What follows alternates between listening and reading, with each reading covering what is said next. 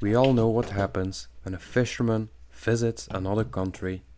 He'll most likely bring some rods and lures along and pick up a whole new branch of the hobby.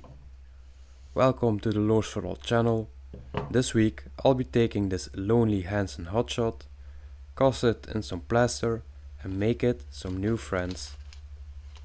The process is quite easy and it's actually very inexpensive compared to buying them. No special tools or materials are needed, just some time and patience.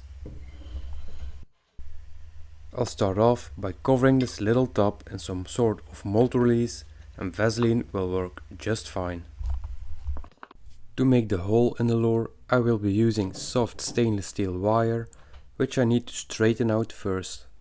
If you pull on it hard enough, you'll feel the wire stretch out just a little bit, making it perfectly straight.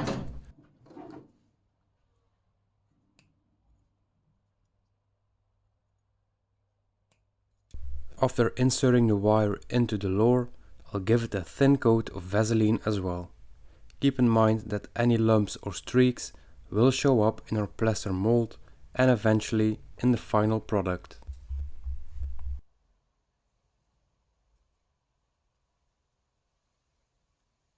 The original lure is made out of brass. Because I can't melt brass in my shop and lead is way too toxic to be filing or sanding, I'll be using tin. For casting tin and lead, any plaster you can find should work. I bought mine in a craft store for €2 a kilo. If you're casting metals with a higher melting point, I wouldn't use plaster molds because if there's any moisture left in the mold, the molten metal you pour in can violently explode. After putting the plaster in the top, I tap and shake it for a minute or so to get rid of any air bubbles. I then drop in the lure and push it in until the stainless steel wire is flush with the top of the plaster.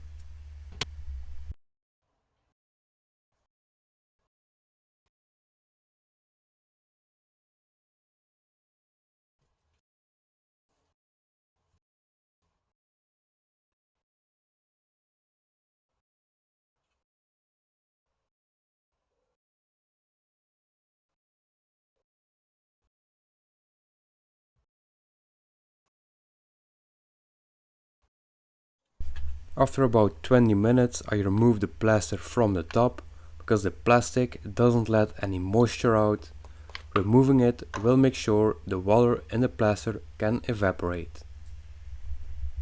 After a day in a warm room, the plaster should feel completely dried out and the lure should be easy to remove. With a 10mm drill bit I manually drill 2 shallow holes that will serve as alignment pins. If you get mud or wet shavings instead of dry dust, your mold is not dry enough yet. You can either give it some more time to air dry or an oven on low heat can help drive out any excess moisture.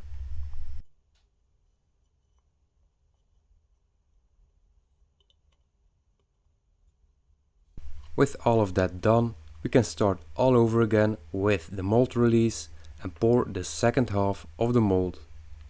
You'll see me poke around a bit in the alignment holes to get rid of any air pockets.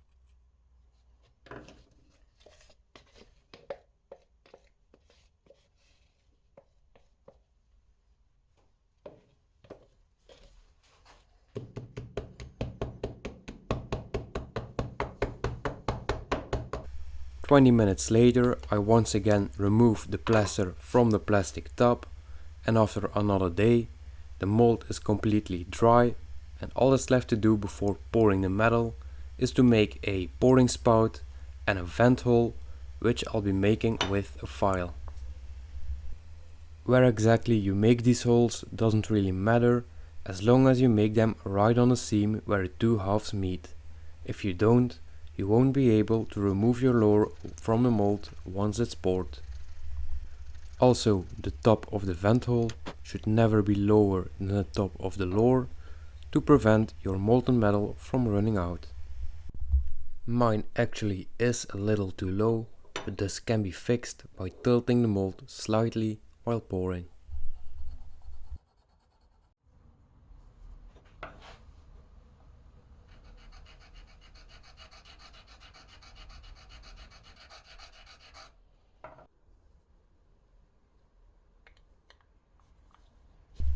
A countersinking bit makes quick work of opening up the spout for easier pouring. I put the same steel wire we inserted into the lure at the start of the video back into the mold, and with all of that done, it's time for the first cast. Like with pancakes, the first one always fails. How bad it is depends on the amount of water left in the mold. Mine was almost completely dry, but you can still see the metal bubble, which is the last bit of moisture evaporating. Even though this is the first one, it doesn't have too much bubbles, so I'll keep it.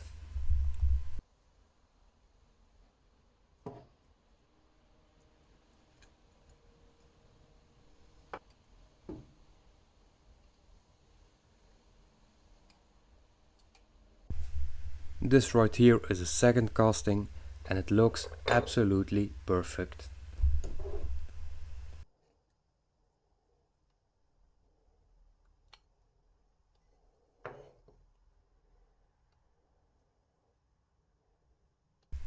I snap off all the excess and then pull out the steel wire, and because the metal shrinks around the wire when it cools down, it can be pretty tight.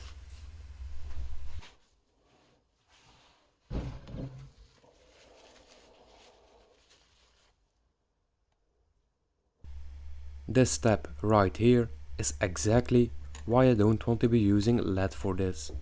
If you're not familiar with the dangers of lead, be sure to look up the term lead poisoning.